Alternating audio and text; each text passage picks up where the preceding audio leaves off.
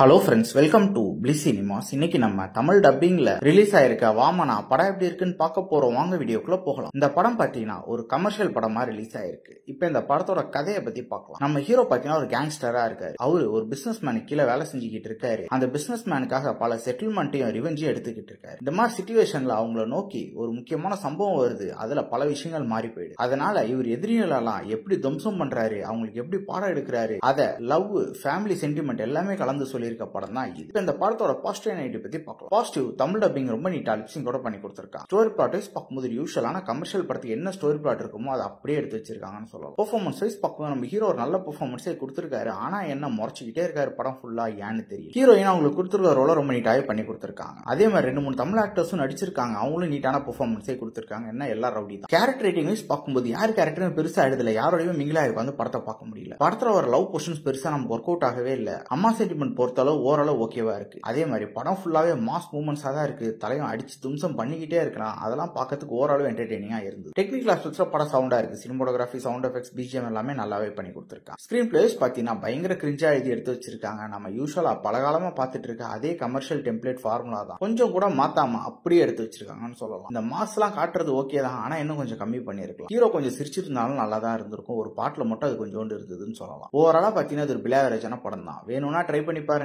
இன்னொரு வீடியோல சந்திக்கலாம். தேங்க்யூ.